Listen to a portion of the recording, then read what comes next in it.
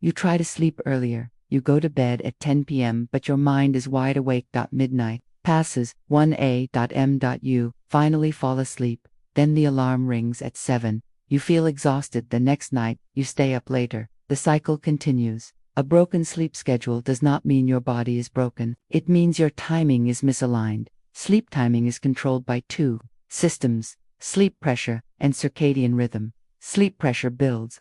The longer you are awake, circadian rhythm determines when your body believes it is night. If these two systems are not aligned, sleep feels difficult. Resetting a schedule means realigning them. The most powerful tool is wake time, not bedtime. Wake time anchors the circadian clock. Even if you fall asleep late, waking at the same time daily begins the reset.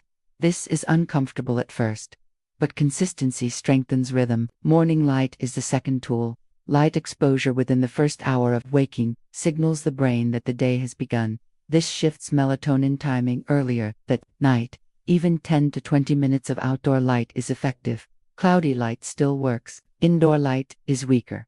The third tool is evening light. Reduction. Bright light at night delays melatonin. Dimming lights 1 to 2 hours before bed creates a biological runway.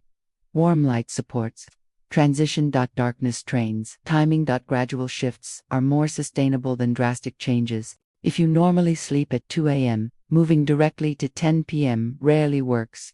Shift bedtime earlier by 15 to 30 minutes every few nights. Circadian systems prefer gradual change. There is also the issue of sleep debt.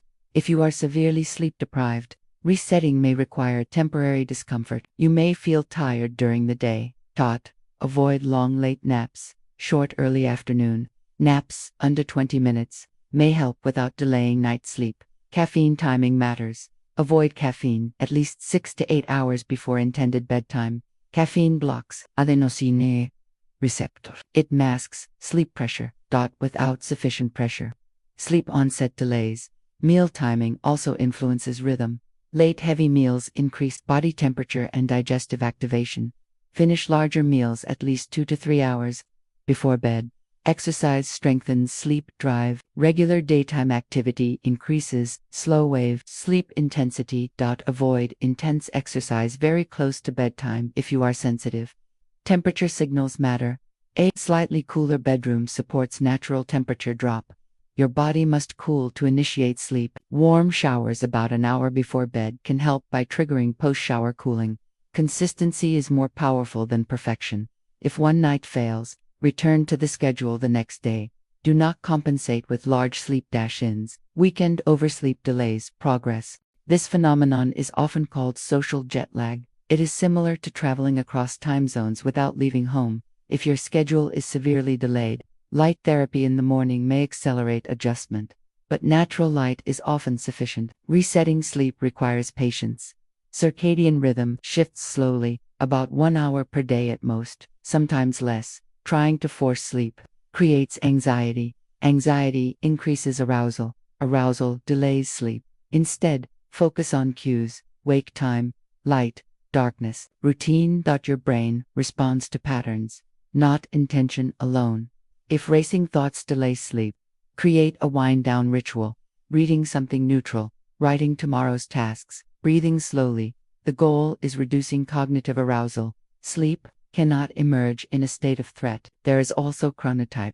If you are naturally a night owl, resetting means optimizing within range. You may never feel sleepy at 9 p.m., but you can stabilize at 11:30 instead of 2 a.m. Alignment is more realistic than transformation. Resetting is not instant. The first few days feel heavy. Sleep pressure accumulates. Eventually, the body aligns. Melatonin rises earlier. Cortisol awakening. Response strengthens. Sleep onset shortens. Deep sleep stabilizes. REM timing shifts. The system recalibrates. Broken schedules are rarely permanent. They are patterns. Patterns can change, but change requires repetition.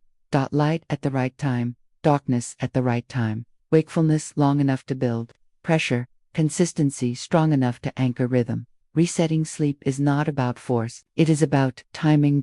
And when timing aligns, sleep returns to its natural position within the day. Quietly, predictably. Reliably. Resetting a broken sleep schedule also requires understanding something many people overlook. Your circadian rhythm does not respond to desire, it responds to signals. You cannot decide to feel sleepy earlier, but you can change the signals that determine when sleepiness appears. The strongest of those signals is light. Light exposure in the late evening delays circadian timing. Light exposure in the early morning advances it. This means that if your sleep schedule is delayed, falling asleep at 2 a.m., your strategy is not simply go to bed earlier. Your strategy is to shift your light exposure earlier and reduce it later.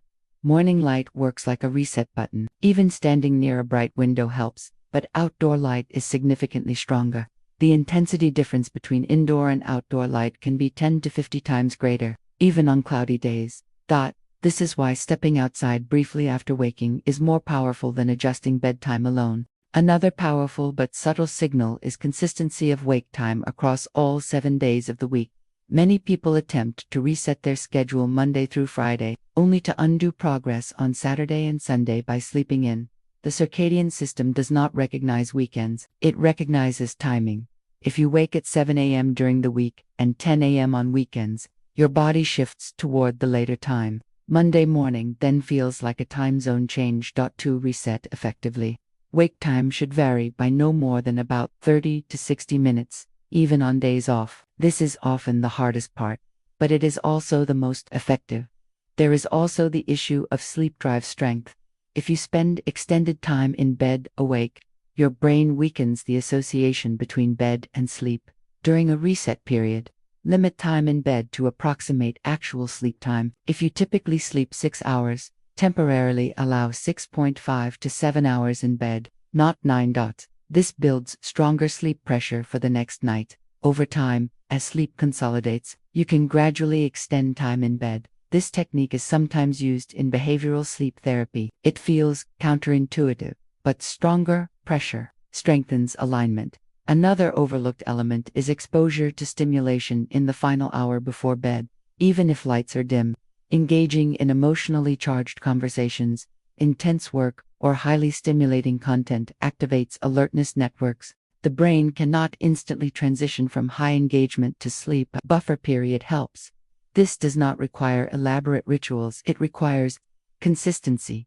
Same order of actions, same general timing.